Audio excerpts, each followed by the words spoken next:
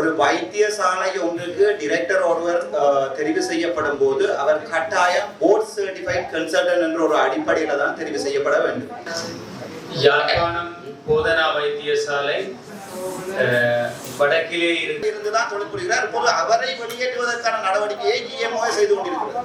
நான் இப்போது பார்த்திருக்கிறேன், எங்களுடைய சமன்பத்திரன் அவர்களுக்கு எதிராக ஆதார வைத்தியசாலை சாவச்சேரி மட்டுமல்ல மேலணை வைத்தியசாலைக்குமே அவருக்கு எதிராக நடவடிக்கை எடுத்து கொண்டிருக்கிறது. போதனா வைத்தியசாலையில் கடந்த காலங்களில் ஒரு சில புதிய டாக்டர் ராமநாதன் அதோட ஒரு வைத்தியசாலை ஒன்று ஒரு இன்போஸ்ட் ஒன்று கொடுக்கப்படும் போது, உதாரணத்துக்கு ஒரு ஜனாதிபதி வாழ்நாள் ஜனாதிபதியாக மாறும் போது சில வேளைகளில் அவருடைய அடக்குமுறைகள் அதிகமானதா இருக்கும். ஜனாதிபதி மற்றும் கௌரவ அமைச்சர், கௌரவ பாராளுமன்ற உறுப்பினர்கள், ஏனைய உயர்நிலை உத்தியோகத்தர்களுக்கு யாழ்ப்பாணம் போதனா வைத்தியசாலை வடக்கிலே இருக்கின்ற ஒரே ஒரு டீச்சிங் ஹாஸ்பிட்டல். அந்த வைத்தியசாலையினுடைய ஆளணி ஏனைய வைத்தியசாலைகள், இலங்கையில் இருக்கின்ற வைத்தியசாலைகளோடு ஒப்பிடுகையில் கணிசமான அளவு குறைவாக காணப்படுகின்றது. குறிப்பாக வைத்திய நிபுணர்கள், வைத்தியர்கள், தாதியர்கள், சில வகையான ஏனைய உத்தியோகத்தர்களுடைய எண்ணிக்கையை அதிகரித்து தரப்பட வேண்டும். இலங்கையிலே காணப்படுகின்ற ஏனைய பிரதான வைத்தியசாலைகளுக்கு ஒப்பாக இங்கே இருக்கின்ற சனத்தொகைக்கும் அங்கே இருக்கின்ற சனத்தொகையை ஒப்பீட்டளவில் இந்த வைத்தியசாலையினுடைய ஆளணியை அதிகரித்து தருமாறு தயவுடன் கேட்டுக்கொள்கின்றேன். இந்த வைத்தியசாலை இலங்கையின் 4வது தேசிய வைத்தியசாலையாக எதிர்வரும் காலங்களில் தரம் உயர்த்தப்பட இருக்கின்றது. இதற்கு அப்பால் இலங்கையின் வடக்கு பகுதி ஜியோகிராபிக்கல் அதன் ரீதியாக ஒரு பகுதியிலே அமைந்திருப்பதன் காரணமாக இந்த அனைத்து விதமான சேவைகளையும் நாங்கள் இந்த பகுதியில் வழங்க வேண்டி இருக்கின்றது. தற்போதும் வடக்கு மாகாணத்துக்கு அப்பால் வடமேல் மாகாணம் உட்பட இலங்கையில் இருந்து நோயாளிகள் சிகிச்சைக்காக இங்கே வருகின்றார்கள். குறிப்பாக எமது இருதய சிகிச்சை பிரிவு, இருதய சத்திர சிகிச்சை பிரிவு மற்றும் பல்வேறு கிளினிக் வசதிகளுக்காக நாட்டின் ஏனைய பாகங்களில் இருந்தும் இந்த நோயாளிகள் இங்கே வருகின்ற போது அவர்களுக்கான சிகிச்சைகள் ஒழுங்குபடுத்தப்பட்டிருக்கின்றது. குறிப்பாக வடக்கிலே இருக்கின்ற இந்த வைத்தியசாலையில் இருக்கின்றவர்கள் இந்த பொது சேவையை அவர்கள் மிகவும் விரும்பி கடமையாற்றுகின்ற ஒரு நிலை காணப்படுகின்றபடியினால் இந்த வசதியை செய்திருமாறு நாங்கள் கேட்டுக்கொள்கின்றோம். ஆளணி அதிகரிப்போம். இதற்கு மேலதிகமாக போதனா வைத்தியசாலையில் கடந்த காலங்களில் ஒரு சில புதிய கட்டடங்கள் அமைக்கப்பட்டாலும் குறிப்பாக இப்போதும் தற்காலிக விடுதிகளும் தற்காலிக கிளினிக் பகுதிகளும் நோயாளிகளுக்கும் கடமையாற்றுபவர்களுக்கும் பெரும் சிரமத்தை வழங்குகின்றது. இதன் காரணமாக ஒரு முக்கியமான வைத்தியசாலை பற்றி அடிக்கடி பல்வேறு சமூக ஊடகங்களினூடாக குறைபாடுகள் சுட்டிக்காட்டப்படுகின்றன. ஆகவே குறிப்பாக இருதய சிகிச்சை பகுதி, மகப்பேற்று விடுதி மற்றும் மிக முக்கியமான கிளினிக் பகுதிகளுக்கான கட்டிடங்கள் அல்லது கட்டிட தொகுதி ஒன்றை அமைத்து தருமாறு தயவுடன் வைத்தியசாலை சார்பில் கேட்டுக்கொள்கின்றேன். நன்றி. முக்கியமாக யாழ்ப்பாணம் கிளினிக் ஒரு பல்முக சீராக்கல் பிரிவுகள் சேர வைக்கின்ற பூர்ணன் காயத்ரி என்பவர் காரணம் இல்லாமல் மாற்றப்பட்டிருக்கிறார். சரி, அதுக்கு பதிலாக கிட்டத்தட்ட 8000 பேஷன்ஸ் அவர்களுக்கு தெரிவித்தார்கள். யாழ்ப்பாண வைத்தியசாலை அடிப்படையாக கொண்டார் மன்னார் மாணவர்கள், குறிப்பாக பாடசாலை மாணவர்கள் அவருடைய பல்முக சீராக்கத்துக்கான வைத்தியர் அவர்கள் பகுதிக்கு மாற்றப்பட்டார்கள். பதிலாக நியமிக்கப்படல அமைச்சர் விசேட வைத்தியர் மாற்றப்பட்டார். அவங்க இருக்கிற எம்எஸ்சி தெரியாது, மெடிக்கல் சம்பந்தம் தெரியாமல் அவர் மாற்றப்பட்டார்.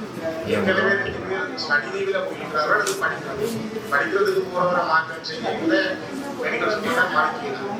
ஆனால் அங்க ஒரு ஆளை மாற்றப்படுறா இன்னொரு ஆளை நியமிக்கணும். இந்த காயத்ரி டாக்டரை தயவு செய்து நீங்கள் இப்போதைக்கு தற்காலிகமாக இருந்தாலும் யாழ்ப்பாண வைத்தியசாலைக்கு வந்து நியமித்தார்கள். இந்த 8000 அவரை நம்பி இருக்கிற முல்லைத்தீவு, மன்னார், கிளிநொச்சி இதோட தெளிவுபட ஆதார வைத்தியசாலை எல்லா ஒரு நாள் சேவை வழங்கி இருக்கிறார். யாழ்ப்பாண போதனா வைத்தியசாலையுடைய பணிப்பாளர் சக்திமூர்த்தி அவர்கள் ஹெல்ப் பண்ணி ஒரு நல்ல சந்தர்ப்பம். தயவு செய்து அவரை இப்போதைக்கு இந்த டிரான்ஸ்ஃபரை கேன்சல் பண்ணி அவரை நியமனம் செய்து பிறகு நீங்கள் ஒரு மாற்றீடு செய்தால் அதே போல இந்த சாவத்திரி வைத்தியசாலையின் குறைபாடுகளையும் உடனே கை வைக்காமல், உங்களுக்கு தெரியும் அடிக்கடி பேஸ்புக்கிலே அல்லது யூடியூப்ல அடி வாங்குறது வைத்தியசாலையில வைத்தியர்கள் கனவே இதால மனமுடைக்கி விட்டுட்டு போக பார்க்குறாங்க. வேலை செய்கிற உண்மையான மனம் உள்ளவங்க காய்கறி பிரைவேட் செய்யலாம். எனக்கு தெரிய சத்தியமூர்த்தி சத்தியமூர்த்தி ஒரு காலம் பிபி செய்தவர், ஆனால் வைத்தியசாலை சுகாதாரத்தோடு இருக்கிறவர். இப்படி பல வைத்தியர்கள் இருக்கிறார். இது இவர்களுடைய மனங்கள் உலகியோட போவாங்க. தயவு செய்து கரிசனை செய்யணும். Your Excellency President, good morning to you. This is Dr. Ramanathan Achana. I said okay to have a small conversation with you. அதிமேலது ஜனாதிபதி அவர்களுக்கு நான் வைத்தியர் என்ற அடிப்படையிலையும் விடயங்களை தங்களுக்கு நான் சொல்ல விரும்புகிறேன். என்றால் எங்களுடைய வடக்கு மாகாணத்துக்கு ப்ரொவின்சியல் டைரக்டர் ஹெல்த் சர்வீஸாக இருக்கிறவர் வந்து மதிப்புக்குரிய சமன் பத்ரன் அவர்கள். அவரோட சிங்கள மொழி பேசுகின்ற வைத்தியராக இருந்தும் அவருடைய நீண்ட கால தூரநோக்கான சேவை வந்து பாராட்டப்படக்கூடிய ஒன்று. என்னென்றால் எங்களுடைய வடக்கு மாகாணத்தை பொறுத்த வரைக்கும் கடந்த அரசாங்கத்தில், இது நான் சொல்றதால கனவேருக்கு மன உளைச்சல்களும் மனநோய்களும் ஏற்படலாம். கடந்த அரசாங்கத்தில் போர்ட் சர்டிபிகேஷன் இல்லாம சாதாரணமாக மதிப்புக்குரிய ஜனாதிபதி அவர்களே ஒரு வைத்தியசாலை ஒன்றுக்கு டிரெக்டர் ஒருவர் தெரிவு செய்யப்படும் போது அவர் கட்டாயம் போர்ட் சர்டிஃபைட் கன்சல்டன்ட் என்ற ஒரு அடிப்படையில தான் தெரிவு செய்யப்பட வேண்டும். ஆனால் 2015ஆம் ஆண்டு இருந்த அந்த காலத்து அரசாங்கம் கேபினட் அப்ரூவல் ஒன்றை எடுத்துக்கொண்டு சம்பந்தப்பட்ட வைத்தியர் ஒருவருக்கு, யாழ்ப்பாணம் போதனா வைத்தியசாலை வைத்தியசாலை ஒருவருக்கு போர்ட் சர்டிபிகேஷன் இல்லாமல் இன்போஸ்ட் ஒன்றை கொடுத்திருக்கார்கள். நான் வந்து ஒரு வைத்தியசாலையின் அட்மினிஸ்ட்ரேட்டர் அடிப்படையில் எனக்கு இது சம்பந்தமாக சுகாதார அமைச்சுக்கு எழுத்து மூலம் தெரிவிக்கிறேன். அப்போது அவர்கள் எனக்கு சொல்லியிருக்காங்க அவருடைய போர்ட் சர்டிபிகேஷன் சம்பந்தமான தரவுகளை எடுத்து தருவதாகும். அதோட ஒரு வைத்தியசாலை ஒன்று வந்து ஒரு இன்போஸ்ட் ஒன்று கொடுக்கப்படும் போது, உதாரணத்துக்கு ஒரு ஜனாதிபதி வாழ்நாள் ஜனாதிபதியாக மாறும்போது சில வேளைகளில் அவருடைய அடக்குமுறைகள் வந்து அதிகமானதாக இருக்கும். கிட்டத்தட்ட 170 அதிகார ජනාධිපති මම මේක සිංහලෙන් කියන්න කැමැති 170 ළමයි අවුරුදු 3ක් අරගෙන පඩි දෙන්නේ නැතුව සර්විස් විදියට මේ දාලා තියෙනවා මේකේ. ඒක මම ඒගොල්ලෝ එක්කම அவர்களை அழைத்து கொண்டு சுகாதார அமைச்சருடைய யோசித்து பாருங்கள், ஒருவருக்கு 1 மாதம் சம்பளம் கொடுக்காட்டில் வாழ்வாதாரம் பாதிக்கப்படும். 170 பணியாளர்களை 3 வருடங்களுக்கு சம்பளம் கொடுக்காமல் இந்த அடிப்படையில் அரசாங்க நிறுவனம் ஒன்றில் சம்பந்தப்பட்ட வைத்திய அதிகாரி அவரை இன்போஸ்ட் என்பதால் யாரும் அவரை எதுவுமே செய்ய முடியாது. பணியமர்த்தி இருக்கிறார். அதை கதைக்க போன போது சம்பந்தப்பட்ட அவ்வளவு 170 பணியாளர்களையும் வற்புறுத்தி கடிதம் வாங்கி இருக்கிறார். நான் தொடர்ந்தும் வேலை செய்வேன் இலவசமாக என்ற அடிப்படையில் வற்புறுத்தி கடிதம் வாங்கி இருக்கிறார். அது தவிர அதை கதைக்க போன பல அந்த தொழிலாளிகளை வந்து வைத்தியசாலையை விட்டு வெளியேறி இருக்கிறார். அது சம்பந்தமாக நான் ஒரு பாராளுமன்ற உறுப்பினராக கதைக்க போகும்போது என் மீது வழக்கு பதிவு செய்திருக்கிறார். இது ஒரு என்ன கவலை என்றால் ஜனாதிபதி அவர்களே, வடக்கு மாகாணத்துல இதுக்கு முதலும் டாக்டர் திலீப் என்று சொல்லி ஒரு சிங்கள மொழி பேசுகின்ற ஒரு நல்ல திறமையுள்ள ஒரு வைத்தியர் ஒருவர் வேலை செய்தவர். அவரையும் நாங்கள் இனம் மொழி பாதுகாப்பு வேறுபாடு காட்டி யாழ்ப்பாணத்திலிருந்து திட்டமிட்ட ரீதியில சம்பந்தப்பட்ட வைத்திய அதிகாரிகள் வந்து வெளியேற்றி இருந்தவர்கள். அவர் சிங்களவர் என்றால் நான் கூட பேராதனை வைத்தியசாலையிலே எம்ஓ பிளானிங்காக வேலை செய்திருக்கிறேன் கிட்டத்தட்ட 3 வருடங்கள். இன்னும் இந்த அட்மினிஸ்ட்ரேஷனை கொண்டு வந்தது கூட ஒரு சிங்கள வைத்தியர் டாக்டர் அர்ஜுன திலகரட்ன. ஆனால் இப்போது இருக்கிற இந்த நிலைமையிலே சிங்கள வைத்தியர்களை வெளியேற்றுவதும் அது தவிர ஒரு இனப்பாகுபாடான இது ஒன்று எங்களுடைய வைத்தியசாலைகளில் நடந்து கொண்டிருக்கிறது.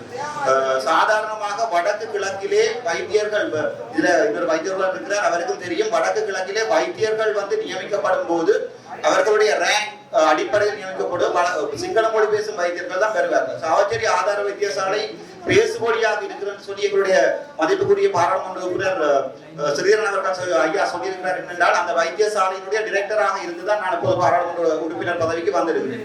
அந்த வைத்தியசாலை ஐயா டைபி தரத்துக்குரிய வைத்தியசாலை. அந்த வைத்தியசாலையில 2014ஆம் ஆண்டு ஒரு கட்டிடம் கட்டப்பட்டு 2024ஆம் ஆண்டு நான் என்னுடைய தொழிலை இழந்துதான் அந்த கட்டிடம் இயங்கிக் கொண்டிருக்கிறது. அது தவிரவும் வடக்கு கிழக்கு மாகாணத்திலே வைத்தியசாலைகளை எடுத்து பார்த்தீர்கள், ஒன்று லைன் மினிஸ்ட்ரி வைத்தியசாலைகளாக இருக்கும், இரண்டாவது ப்ரொவின்சியல் கவுன்சில் வைத்தியசாலைகளாக இருக்கும். லைன் மினிஸ்ட்ரி வைத்தியசாலைகளுக்கு நாங்கள் வளங்களை கொண்டு கொட்டுவதால் சென்ட்ரலைசேஷன் எனப்படுகின்ற பிரச்சனை உருவாகும். அதாவது வந்து ஒரு வைத்தியசாலையிலே நோயாளர்கள் தொடர்ந்து லைன் அடிக்க வேண்டிய நிலைமை வரும். நாங்கள் சின்ன பெரிபரியில இருக்கிற சின்ன வைத்தியசாலைகளை தரம் உயர்த்துவதோடு அதிலே சம்பந்தப்பட்ட வைத்தியர் வந்து ஒரு சிங்கள மொழி பேசுவதாக இருந்தால் 24 மணித்தியாலமும் 31 நாட்களும் யாழ்ப்பாணத்தில் இருந்துதான் தொழில் புரிகிறார். இப்போது அவரை வெளியேற்றுவதற்கான நடவடிக்கையை GMO செய்து கொண்டிருக்கிறது. நான் இப்போது பார்த்திருக்கிறேன், எங்களுடைய சமன்பத்திரன் அவர்களுக்கு எதிராக ஆதார வைத்தியசாலை சாவச்சேரி மட்டுமல்ல வேலனை வைத்தியசாலைக்குமே அவருக்கு எதிராக நடவடிக்கை எடுத்து கொண்டிருக்கிறது. ஆதார வைத்தியசாலைக்கு இன்று பிரதியீடு செய்யப்பட்ட வைத்தியரை நான் நினைக்கிறேன் சமன்பத்திரன் அவர்கள் சொல்வார்கள், மன்னார் அல்லது கிளிநொச்சியிலிருந்து தற்போது ஸ்ரீதரன் ஐயா சொல்றார் என்னென்றால் சில நேரங்களில் நாங்கள் மருத்துவங்கள் சம்பந்தமாக கதைக்கும் போது அந்த அடிப்படை அறிவுகளை யாரையாவது கேட்டுக்கொண்டு வருவோம். கன்சல்டன் என்றது என்னென்றால் அது வந்து ஒரு MBBS முடிச்சு போட்டு ஒரு 5 இயர்ஸ் படித்தாதான் ஒரு கன்சல்டன் ஜனாதிபதி. ஆனால் சாதாரண ஒரு வைத்தியரை பிரதியீடு செய்திருக்கிறார்கள். அதை அவர்களுடைய சிக்கலை PD பிரதியீடு செய்திருக்கிறார் என்பதற்காகத்தான் ஒரு அரசியல் அடிப்படையில் சொல்லப்படுவதில்லை. சம்பந்தப்பட்ட ඔපරේෂන් කරන විදිය නම් මැදිහත්කමින් තිබුණා නම් එතුමා ඉවත් කරනවා නම් ඊට විකල්ප වෛද්‍යවරයෙක් ලබා දෙනවා. මේ පෞද්ගලික මාස 9 ඇතුළත විශාල සංවර්ධනයක් මේ රෝහල තුළ සිද්ධ වෙලා තියෙනවා. මේ වන විට සියලුම විශේෂඥ සේවා නිලධාරීන් මූලික වශයෙන් ඉන්නවා. විශේෂඥ නිලධාරීන් 4 දෙනෙක් ඉන්නවා. ඒ වාක්‍ය අංග සම්පූර්ණයෙන්ම ක්‍රියාත්මක. ඊට අමතරව වෛද්‍ය නිලධාරීන්ගේ ක්‍රියාවක් නැහැ. මේ වන විට තියෙන කාඩ් එක සම්පූර්ණ කරලා තියෙනවා. ඊට අමතරව අපි తాවකාලික අනුමති කිරීම වලට වෛද්‍යවරුන් ලබා දීලා තියෙනවා.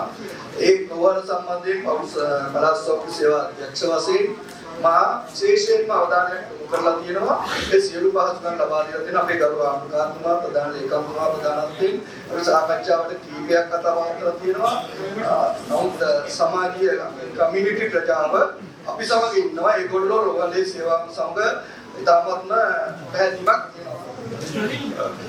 වෙනවා. එක වචනයක් අපේ ජග්නා ටීචින් හොස්පිටල් එකේ තියෙන ලොකු සර්වාවක් සමහර ඩිරෙක්ටර්ස්ලා නිසා ඒගොල්ලෝ බෝඩ් සර්ටිෆිකේෂන් එකක් නැතුව පත් කරපු කැබිනට් අප්‍රූවල් එකකින් පත් කරපු නිසා තව මේ කියන ක්වොලිෆිකේෂන් තියෙන සමහර ඔෆිසර්ස්ලාට යන්න බැරි වෙලා තියෙනවා. ඒක වැරදි. සාමාන්‍යයෙන් අපිට බෝඩ් සර්ටිෆිකේෂන් එකක් නැතුව කන්සල්ටන්ට් කියන්න බෑ. Acting consultant. එතකොට ඒක කැබිනට් අප්‍රූවල් එකකින් වැරදි විදිහට පත් කරලා තියනවා නම් ඒක ගැන සොයා බලලා ඒ අදාළ වෛද්‍යවරයාව අයින් කරලා බෝඩ් සර්ටිෆිකේෂන් කියන කන්සල්ටන්ට් කෙනෙක් කරුණාකරලා දෙමළ සිංහල ભેදමන් නැතුව බෝඩ් සර්ටිෆිකේෂන් තියෙන එකනව කරුණාකරලා පත් කරන්න කියලා ඉල්ලීම කරනවා. இந்த சம்பந்தமாக 2 விஷயங்களை சொல்ல விரும்புகிறேன். அதாவது வந்து நான் இந்த புற்றுநோய் இடுப்பலை புற்றுநோய் வைத்தியசாலைக்கு வந்து ஒரு மாதம் போய் அங்கே ட்ரீட்மெண்ட் எடுக்கிறவர்கள் என்ற வகையில் வந்து அதில் ஆரிய குறைபாடுகள் வந்து அந்த கேன்சர் யூனிட்டுக்கு வந்து கேன்சர் ஹாஸ்பிட்டலுக்கு வந்து இருக்கு. அதுக்குரிய பிரதான காரணம் வந்து இப்போதைக்கு வந்து அது ப்ரொவின்சியல் கவுன்சிலுக்குள்ளே வருகின்ற ஒரு ஹாஸ்பிட்டல் என்ற வகையில் அதுக்குரிய பற்றாக்குறைகளை வந்து நிவர்த்தி செய்ய இயலாமல் இருக்கின்றால் அதுக்கு தேவைப்படுகின்ற ஆளணியாக இருக்கலாம், நிதி ஒதுக்கீடுகளாக இருக்கலாம், வசதிகளாக கூட அது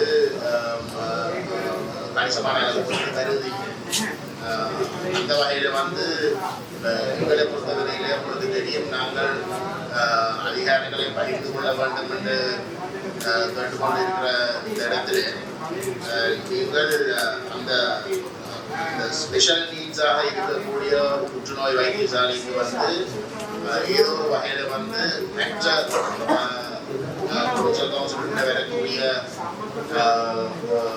வைத்தியசாலைக்கு கூட வித்தியாசமாக வந்து கருதி விசேட ஒதுக்கீடுகளை கட்டாயம் செய்யவும் என்றால் அந்த வைத்தியசாலை வந்து முழு வடக்கிற்கு மட்டுமில்லை, கிட்டத்தட்ட நினைக்கிறேன் அனுராதபுரத்தில் இருக்கும் கூட வந்து அங்கே பேஷண்ட்ஸ் வெரி அந்த வகையில் வந்து அவர்கள் எனக்கு வந்து கொடுத்திருக்கிற சில யோசனைகளை வந்து உங்களிடம் நான் பகிர்ந்து கொள்ள விரும்புகின்றேன். வந்து எனக்கு கடைசி நேரத்தில் கிடைக்கபடியாக வந்து நான்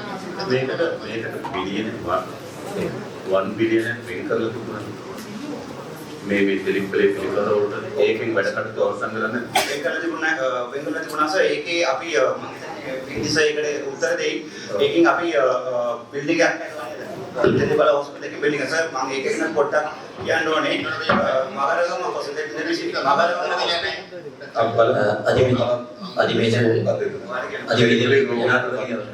අපි 1 බිලියනක් වෙන් කරලා තිබුණා නේද? ඒක මොකද? அதிமேஜர் ஜனாதிபதி அவர்களே, 3 புற்றுநோய் வைத்தியசாலைகளுக்கு யாழ்ப்பாணம், கராப்பிட்டிய, மட்டக்களப்பு 3 வைத்தியசாலைகளுக்கு கண்டி, கராப்பிட்டிய இந்த 3 மாடி கட்டிடம் அமைப்பதற்காக நிதி ஒதுக்கப்பட்டு தற்போது இந்த வருடமும் அந்த நிதி ஒதுக்கப்பட்டு அந்த கட்டிட வேலைகள் தற்போது இடம்பெற்றுக் கொண்டிருக்கின்றன. இந்த வருடமும் மேலதிக நிதி ஒதுக்கப்பட்டு அநேகமாக அடுத்த வருடம் තව පහසුකම් වල බිල්ඩින් එකට අමතරව තව පහසුකම් අවශ්‍ය වෙලා තියෙනවා. ගරජනාධිපතිතුම ඒක ගැන මම කියන්නම්. අපේ මගරගම හොස්පිටල් එකේ ලෙට්ටු බලලා දෙමළ ලෙට්ටු ටික යවන්නේ ජෆ්නා ටීචින් හොස්පිටල් එකේ. ඒකින් ඒගොල්ලෝ සමහර ලෙට්ටු ටිකක් යවනවා තෙල්ලිපල හොස්පිටල් එකේ. එතකොට අර ડોක්ටර්ස්ලා පොඩි ප්‍රශ්නයක් මත කරනවා. ඒක අදාළ ජෆ්නා ටීචින් හොස්පිටල් එකද නැත්නම් අදාළ තෙල්ලිපල හොස්පිටල් එකද කියලා ප්‍රශ්නයක් මත වෙනවා. ඒකට ඩිරෙක්ටර් ටීචින් හොස්පිටල් ජෆ්නා පොඩි සහයෝගයක් දෙන්න ඕනේ. තෙල්ලිපල ටීචින් හොස්පිටල් එකේ කැන්සර් වෙනම තියෙනවා. එතකොට සමහර වෙලාවට පේෂන්ට්ස්ලා තෙල්ලිපල යවනවා ආපහු බස් එකේ මෙහාට ජෆ්නා එනවා. ජෆ්නා බාර ගන්න නැහැ කියනවා. අර ડોක්ටර් කරපු නිසා මට බාර ගන්න බෑ කියනවා. එතකොට සමහරවිට ආපහු යවනවා මගරගම. ඒ නිසා මම හිතන්නේ මේ කැන්සර් හොස්පිටල් එක ඒකට කියන්නේ කැන්සර් ට්‍රේනින් කියලා. කැන්සර් හොස්පිටල් තුනම අපි මොකරි අන්ඩර්ස්ටෑන්ඩින් එකකින් අපි කෝඩිනේෂන් එකක් හදා ගන්න ඕනේ. මෙතන ඒක විශ්න විතරයි එතන තියෙන ප්‍රශ්නේ. ඒකනේ ඒ ට්‍රාන්ස්ෆර් කරලා එවනවා නම් නේද? මේ ජප්නායකට දැන් තෙලිපලේකට දැන් කියලා හරියටම එතකොට ජප්නා ආවම කියනවා තෙලිපල යන්න කියලා, තෙලිපල ආවම ගියාම කියනවා ජප්නා යන්න කියලා. එතකොට අපේ ඩිරෙක්ටර් සර් සමහර වෙලාවට ඒ කන්සල්ටන්ට්ලාත් එක පොඩි ප්‍රශ්නයක් පටන් ගන්නවා. ඒ නිසා ඒක දැන් අර වෙන් කරලා තියෙන බිලියන ප්‍රමාණවත් නැද්ද වැඩවලට?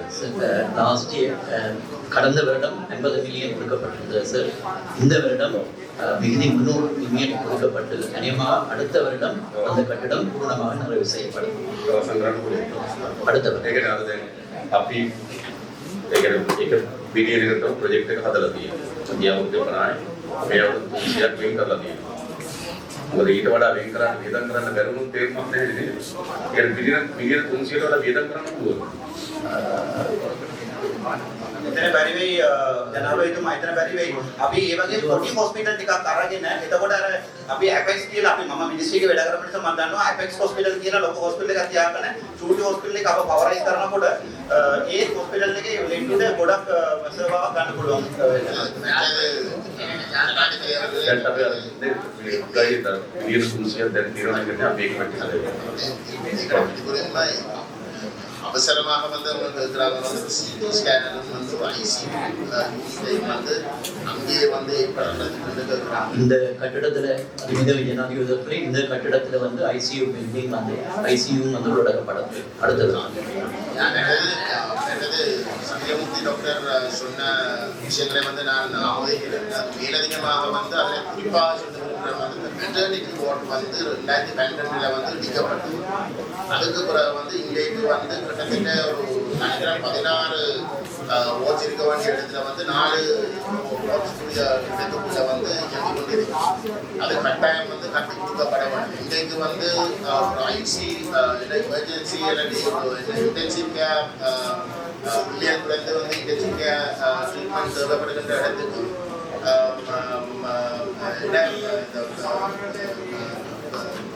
கொடுத்த தாய்மார் இருக்கிற இடத்துக்கு வந்து காரிய தூரம் இருக்கு.